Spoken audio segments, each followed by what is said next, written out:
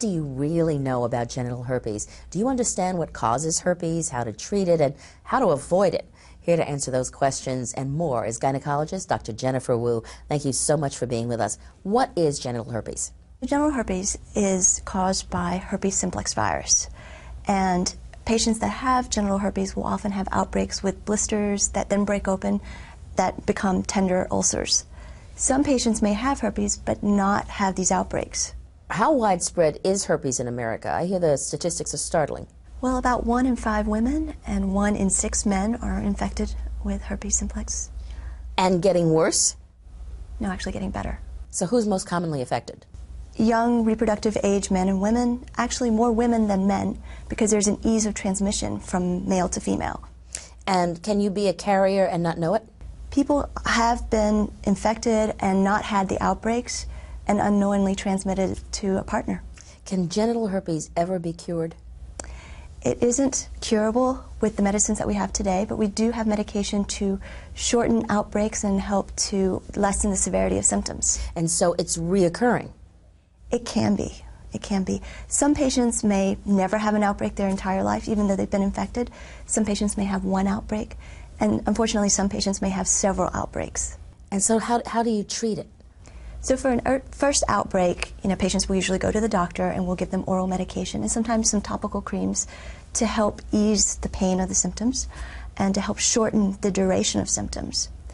If a patient has frequent outbreaks or very painful outbreaks, then we'll talk about suppression therapy, meaning a daily pill to help keep away those outbreaks and to help shorten the duration of outbreaks when they do occur. And how long does it take for the blisters to heal and for them actually to go away?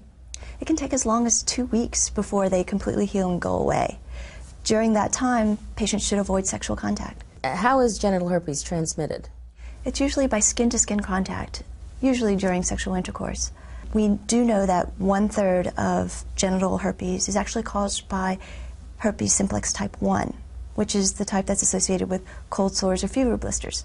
It's very common, and it can be transmitted through oral sex. Unfortunately, patients can also shed virus occasionally when they're not having an outbreak or right before an outbreak, and they can thus infect their partners that way. When it comes to genital herpes, are there gradations of the disease from the simplest form to the most difficult? Patients may be tested at some point or another in their life, just when they're having an STD workup, and find out that they're infected, but they've never had an outbreak. Other patients may have 1 outbreak that they seek treatment for it, and then they never see another outbreak their entire life. Unfortunately, the large majority of patients will have a few outbreaks, and they'll be quite painful. They involve blisters that open up to be tender sores. Are they most likely to have it reoccurring in that way for the rest of their lives, or for just periods in their lives? Usually the first year is the worst, when you have the most frequent number of outbreaks. And then the outbreaks tend to decrease with severity and in the number of outbreaks as you progress. For the majority of women who have genital herpes, what can happen? Well, actually the most serious consequences are probably when the woman is pregnant, because if she gets an infection with herpes during pregnancy, she could transmit it to her baby.